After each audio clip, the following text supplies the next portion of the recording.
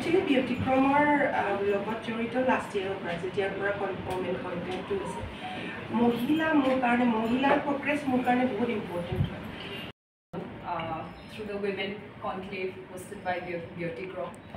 ইমান চবৰ ষ্টৰিজবোৰ শুনা পায় বিভিন্ন ধৰণৰ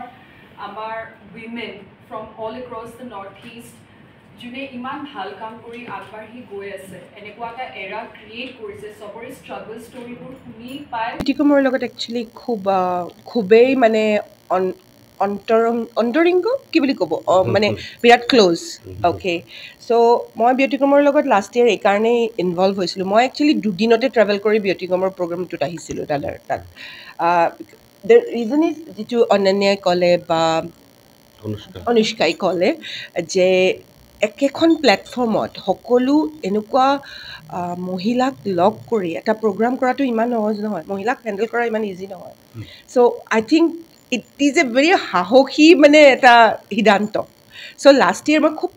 খুব ভাল লাগিলে ইমান ইমান ইণ্টেলিজেণ্ট মই মহিলাসকলক লগ পালোঁ প্লেটফৰ্মত পেনালিষ্টো আছিলোঁ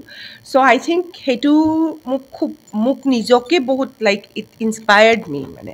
তাৰ পৰা আৰু এইবিলাকৰ পৰা কি হয় এছপিৰেশ্যনছ আহে আৰু কৰিবলৈ ইচ্ছা যায় আৰু এনেকুৱা কাম কৰোঁ যাতে মোক দেখি আৰু কোনোবা আহিব চ' মোৰ কাৰণে ব্যতিক্ৰমৰ প্লেটফৰ্মটো এটা বহুত আপুৰুগীয় কাইণ্ড অফ এ প্লেটফৰ্ম হয়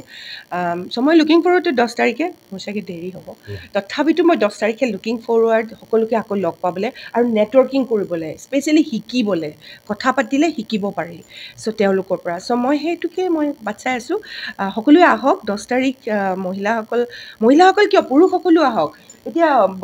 অনন্যাই ক'লে মানে পুৰুষসকলে একচুৱেলি নহ'লে আমি মহিলা আগবাঢ়িব নোৱাৰোঁ মোৰ হাজবেণ্ড নহ'লে মই আগবাঢ়িব নোৱাৰোঁ চ' আই থিংক পুৰুষসকল আমাৰ মহিলাসকলৰ কাৰণে খুবেই ইম্পৰ্টেণ্ট আৰু ফেমিনিজিম অকল মহিলাৰ নহয় আচলতে পুৰুষৰো হয় চ' মই সেইটোকে আশা কৰিছোঁ সকলোৱে আহিব এই অনুষ্ঠানত আৰু দলে বলে ভাগ ল'ব পেনালিষ্ট হ'ব নেটৱৰ্কিং কৰিব আৰু তেওঁলোকেও আগবাঢ়ি যাওক আৰু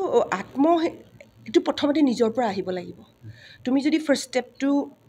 নলয় কোনেও যদি ফাৰ্ষ্ট ষ্টেপটো নলয় তেতিয়াহ'লে এইটো আৰম্ভণিয়ে নহ'ব এতিয়া মোৰ কথা মই বেকগ্ৰাউণ্ড মই ক'ৰ পৰা আহিছোঁ নকওঁ মই একদম ল' মিডল ক্লাছ ফেমিলিৰ এজনী ছোৱালী মই তাৰ পৰা আহিছোঁ মোৰ সাহস তুমি বিচুতি খাবা মই ঘৰৰ পৰা ওলাই গৈছোঁ 17 বছৰত চেন্নাইত গৈ মই আছোঁ তাৰ পৰা মই 2500ৰ ভিতৰত ইণ্টাৰভিউ দি মই লাষ্ট 6টা হৈছোঁ 19 বছৰ বয়সত মই তালৈ 20 বছৰ বয়সত গৈছোঁ আৰু মই একদম সৰুতে বিয়া হোৱা 20 বছৰ বয়সৰ পৰা মই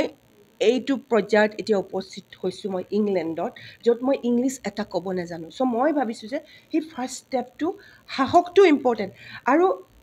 বাকী চব গুলি মাৰা তোমাৰ যদি ফেমিলি ছাপৰ্ট নকৰে তেনেহ'লে তুমি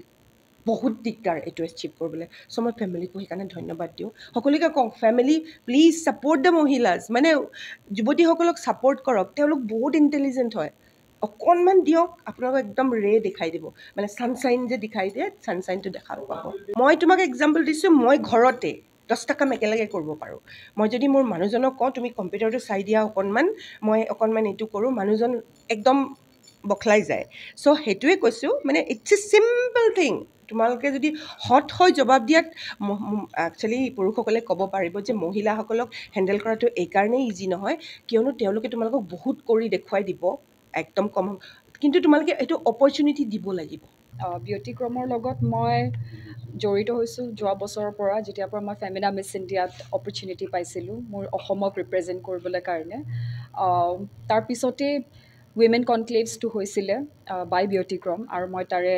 এটা পেনেলিষ্ট হিচাপে অপৰচুনিটি পাইছিলোঁ অপৰচুনিটিজ বহুত লাক হয় এণ্ড এক্সপ'জাৰ ইমান পোৱা নাযায় বাট লাহে লাহে বহুত চেঞ্জ হৈ আহি আছে সলনি হৈছে বস্তুবোৰ আৰু তেনেকৈ আই বিলিভ সৌমেন ভাৰতীয়াছ আৰু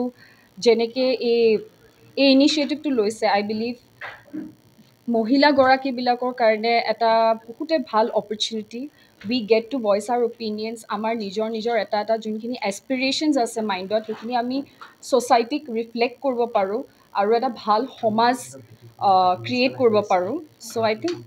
overall it's a very good initiative ভাল লাগিছে আৰু আমি যোৱা প্ৰায় 2 দশক ধৰি আমি ওমেন এম্পাৱাৰমেণ্টৰ ওপৰত কাম কৰি আছোঁ আৰু আমাৰ ৰেছপেক্ট ওমেনহুড বুলি আমাৰ এটা কেম্পেইন আছে এইটোৰ জৰিয়তে আমি বিভিন্ন ধৰণৰ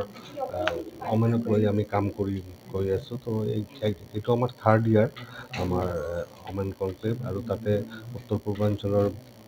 বিভিন্ন ছাকচেছফুল লেডিজ ইয়াতে আহি আছে। তাৰ লগতে আমি দেখিলে আমি লণ্ডনৰ পৰা চিনু কিশোৰ তেখেতে আহিছে, আৰু 2-3জন এনেকুৱা অহাৰ কথা। তো আমি ভাবোঁ এইটো এটা 10th আগষ্ট এইটো আমাৰ গোটেই মহিলাসকলৰ কাৰণে এটা নেটৱৰ্কিং প্লেটফৰ্ম হ'ব। চবে চবৰ কথা ক'ব, আৰু তাৰ পৰা আমি বহুতখিনি ইনস্পিৰেশ্যন পাম। আৰু আমি ভাবোঁ, আমি বিলিভ কৰোঁ যে আমাৰ মহিলাসকলক যদি আমি সন্মান কৰিব পাৰোঁ, মহিলাসকলক যদি আগুৱাই লৈ যাব পাৰোঁ, আমাৰ বহুতখিনি সমস্যাৰ পৰা আমি আঁতৰি থাকিব পাৰিম।